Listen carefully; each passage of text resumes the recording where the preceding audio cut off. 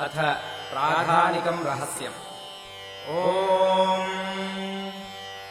अस्य श्रीसप्तशती रहस्यत्रयस्य नारायण ऋषिः अनुष्टुप्छन्दः महाकाली महालक्ष्मी महासरस्वत्यो देवता यथोक्तफलावाप्त्यर्थम् जपे विनियोगः। राजोवाच भगवन्नवतारा मे चण्डिकायास्त्वयोदिताः एतेषाम् प्रकृतिम् ब्रह्मन् प्रधानम् वक्तुमर्हसि।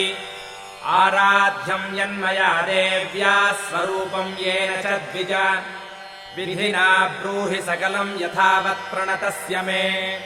ऋषिरुवाच इदम् रहस्यम् परममनाख्येयम् प्रचक्षते भक्तोऽसीति न मे किञ्चित् तवावाच्यम् नराधिप।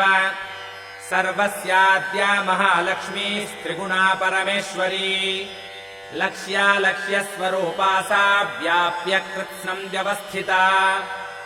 मातुलिङ्गम् गदाम् खेटम् पानपात्रम् च बिभ्रति नागम् लिङ्गम् च योनिम् च बिभ्रति नृपमूर्धनि। तप्तकाञ्चन वर्णाभा तप्तकाञ्चनभूषणा शून्यम् तदखिलम् स्वेन पूरयामास तेजसा। शून्यम् तदखिलम् लोकम् विलोक्य परमेश्वरी बभार परमम् रूपम् तमसा केवलेन हि।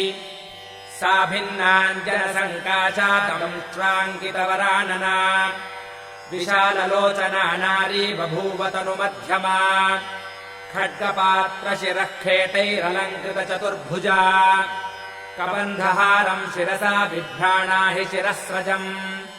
सा प्रोवाच महालक्ष्मीम् तामसी प्रमदोत्तमा नाम कर्म च मे मातर्देहि तुभ्यम् नमो नमः। ताम् प्रोवाच महालक्ष्मीस्तामसीम् प्रमदोत्तमाम् ददामि तव नामानि यानि कर्माणि तानि ते। महामाया महाकाली महामारी क्षुधा तृषा निद्रा तृष्णा चैकवीरा कालरात्रिर्दुरत्यया। इमानि तव नामानि प्रतिपाद्यानि कर्मभिः एभिः कर्माणि ते ज्ञात्वा योधीते सोऽश्नुते सुखम्। तामित्युक्त्वा महालक्ष्मी स्वरूपमपरम् नृप सत्त्वाख्येनातिशुद्धेन गुणेनेन्दुप्रभम् दधौ। अक्षमालाङ्कुशधरा वीणा पुस्तकधारिणी सा बभूव वरा नारी नामान्यस्यै च सा ददौ।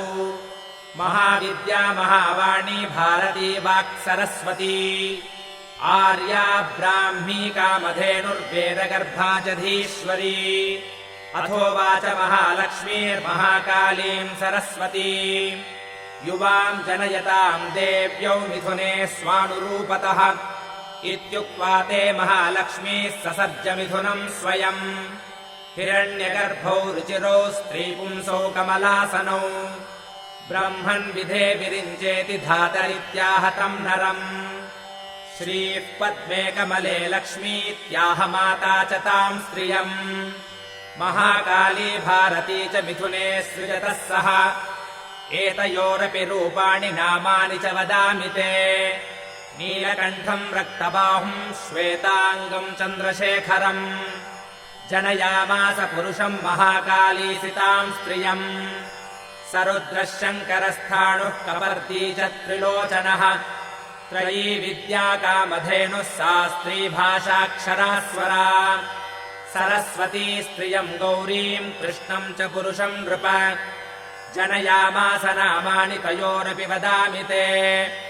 विष्णुः कृष्णो हृषीकेशो वासुदेवो जनार्दनः उमा गौरी सती चण्डी सुन्दरी सुभगा शिवा। एवम् युवतयः सद्यः पुरुषत्वम् प्रपेदिरे चक्षुष्मन्तोऽनुपश्यन्ति नेतरे तद्विदो जनाः। ब्रह्मणे प्रददौ पत्नीम् महालक्ष्मीर्नृपत्रयीम् रुद्राय गौरीम् वरदाम् वासुदेवाय च श्रियम्।